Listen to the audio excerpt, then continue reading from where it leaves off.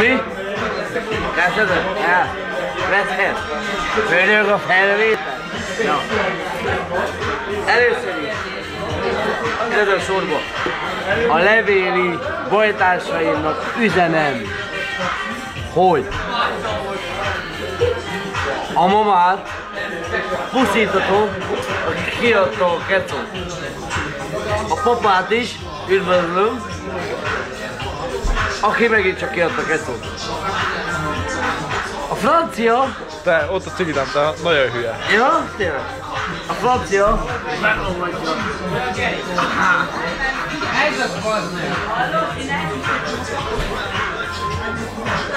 A francia bekaphatja a gyönyörű szép faszomat. A Bertalan Lászlót csókoltatom, mert ő az egy kis barát. Köszönöm szépen, testvérem. Nagyon szívesen máskodik. Kik vannak, várjál?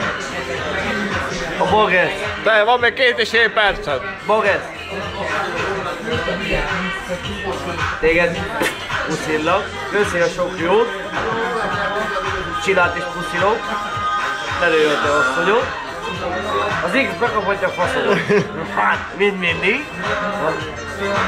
De faszopau! Meg az enyémet is. Akartak már hívni, hallod? Nem, verekedés van. Akkor a Zsoltit puszilom, mert ő egy jó gyerek. Megyünk basszak a Balatonra, szétbúlizzuk az agyunkat. Ki van még?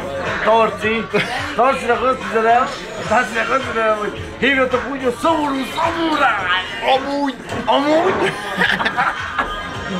Van még valaki? Gábor meg azt üzenem, hogy egyszer hordjon egy kést, amikor mindenki alszik, aztán mindenkinek a torkát egy határozott mozdulattal vágja el, csak a lacáért. De meg a Bogeszét, meg a Csillájét, Meg a Zsoltiét sem. meg a Zsoltiét. Csak a Tarciét magyarul. Hát igen, a Tarciét, meg a Fasztopal... Csak a Tarcit. Azért elvághatja. Tarcidét. Na, sziasztok! Puszilak titeket!